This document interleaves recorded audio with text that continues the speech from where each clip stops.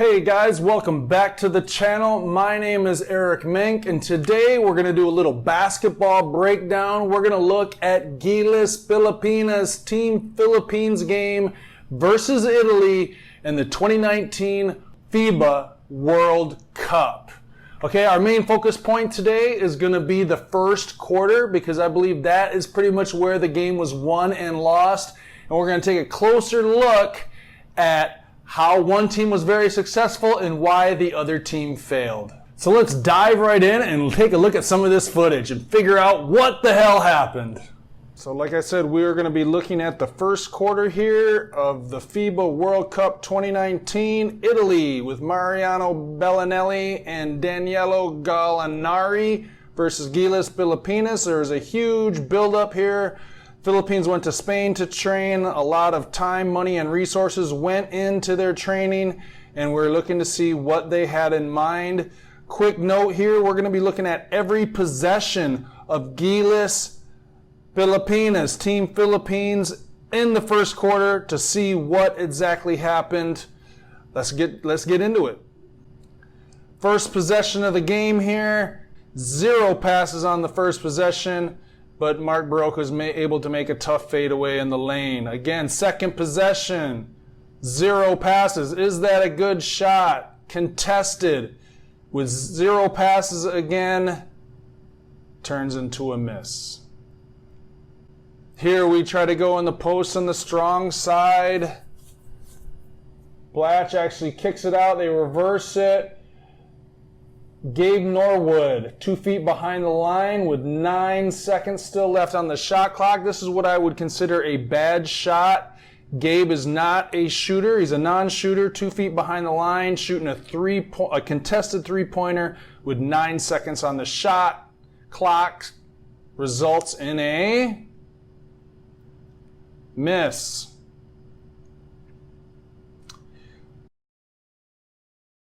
One pass in the half court on the secondary break, shoots a contested 3 over 6'9", 6'10" Danilo Gallinari, results in a miss. Okay, we run a couple handoffs here, high ball screen. Andre Blatch attacks, scores.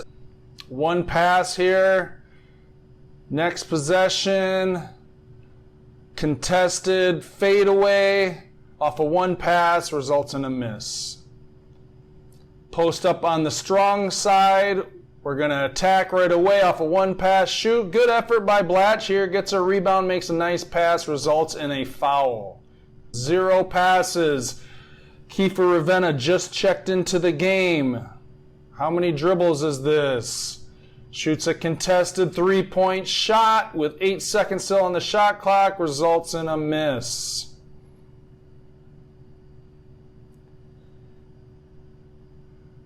Run a couple handoffs here. Again, we get it to Blatch. Defender right in front of him is able to drive and score on talent. Best possession of the game here so far. Best possession of the quarter, I'm sorry, for Gilas. I want to pay special attention to this possession. We got 1 pass. We got 2 passes and a ball reversal.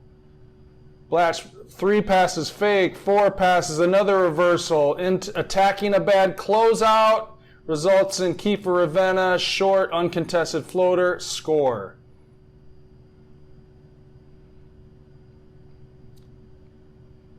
Contested 3 off of 2 passes with 15 seconds left on the shot clock. Results in a miss. 3 passes, 2, 3. We got 1 dribble, contested 3 with 12 seconds left on the shot clock. Results in a miss. You're seeing a pattern here. 1 pass, contested 3 with 11 seconds on the shot clock. What do you think that results in? A miss. Okay, so we took a look at the Gilas offense in the first half. Now we're going to look at the Italians offense. Sorry, first quarter. We're going to look at the Italian offense here in the first quarter. We're going to start off here with the very first possession of the game.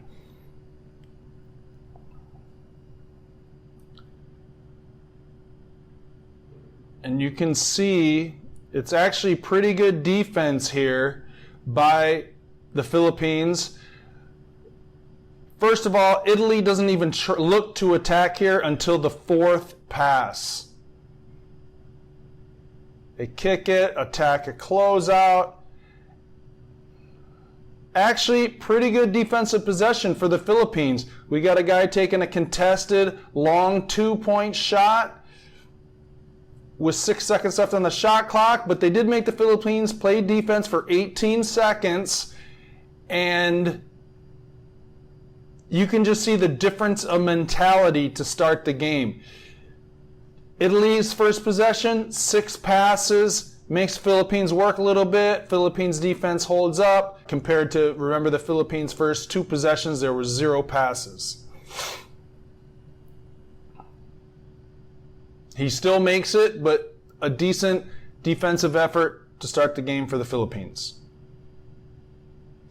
I put this in here because fouling has been a problem for the Philippines in the past, and they did get in the penalty in this first quarter, and this is an obvious foul. There were some questionable calls later on, but this was definitely an unnecessary, obvious foul. And fouling in a basketball game is normally 90% of the time a bad play for a number of different reasons.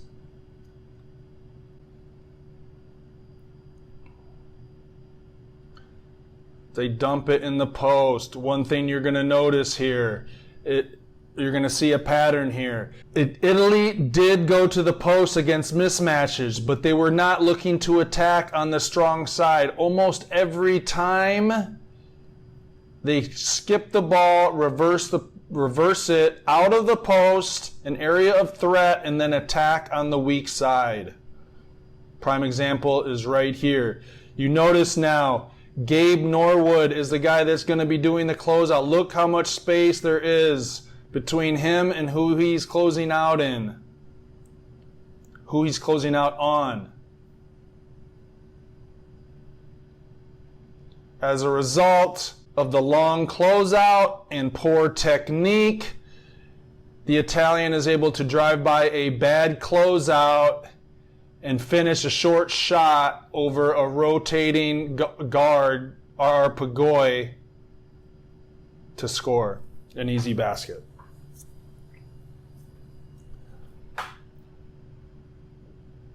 Again, this is an example of a foul. Another obvious, unnecessary foul which got us into the penalty. That is a foul.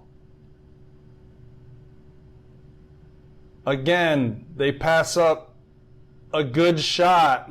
Gabe Norwood again is going to close out. Look at the amount of space he has to cover.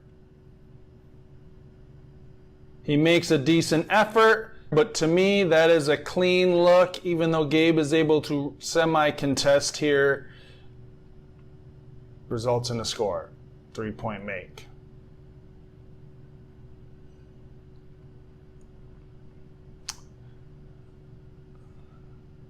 I added this because at this point they made a couple passes, back cut, defense was all right, ball got loose, got to their big guy. At this point, if he misses this shot, Blatch and Gabe Norwood are in great position to get the rebound. Is there any reason why one of these two guys shouldn't get the rebound?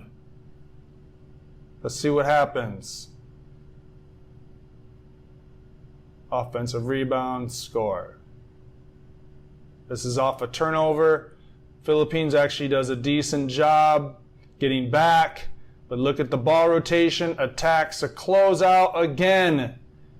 Look at the space. Gabe is making an effort here to close out, but look at the amount of space he has. Closing out in this amount of space is one of the toughest things to do defensively in basketball.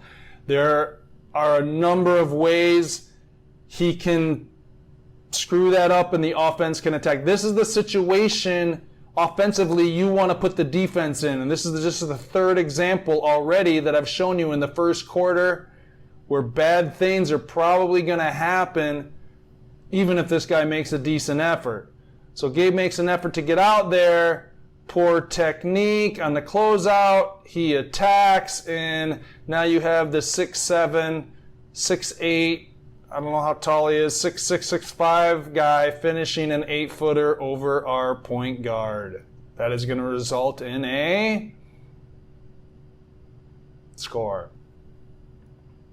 High ball screen action, but notice with Gallinari and their point guard, notice down here, these guys. Bellinelli is rotating to the corner. It is these two guys' job to stop the ball, which they do. However, on this pass, who is going to be the next defensive rotation guy? Because Blatch is underneath the basket. This guy started on one side of the basket. Now he's he's guarding the guy that's going to the opposite corner. It's really good offense by the Italians if you look at their spacing. Gallinari is a premier shooter. There's no way Japheth Aguilar is going to be able to close him out and get there. Again, look at the space on the closeout. Probably it should be Pagoy rotating up high and these two guys bouncing back. But, again, the Italian offense has put the Philippine defense in a very bad position where one of these two guys is going to have to make a long closeout to their best player and a premier shooter. So Japheth, seeing nobody rotates, tries to get there, but again, that's a very comfortable shot for a very good shooter. And a semi-contest and relaxed and able to get this off is going to result in a score.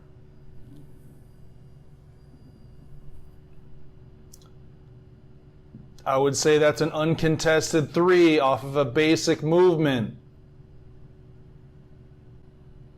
Clean look, score.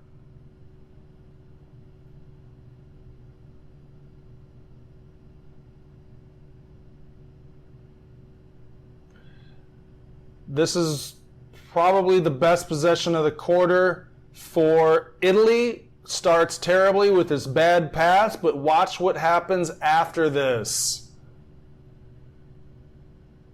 That's the second reversal. Attack a bad closeout. Reverse it again with attack another bad closeout. Reverse it, fake. That's an open shot. It's going in. Again, they post on the strong side, but they do not look to attack on the strong side. What do? They draw the attention, they skip it.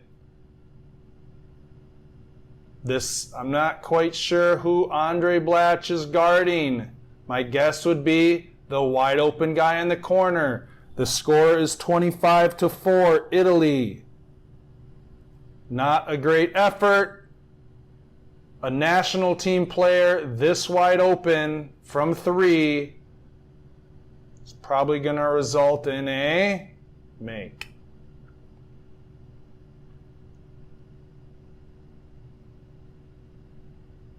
Second reversal. Another clean look for a guy who's made a couple. Misses. But still, a much better quality of shot than anything the Philippines got from the three-point line during the entire game. We actually have 4 guys back to their 2.5 attacking. But because this Philippines player decides he is going to reach up by half court, you can watch what happens. He gets beat. They attack. Again, wide open look for Danilo Gallinari. He's going to make that all because we made a mistake up at half court. Instead of staying in front and containing and trying to get them to miss, we gamble. Again, they post, but don't look to attack. On the weak side, they cut. Gabe loses his man for half a second. Score.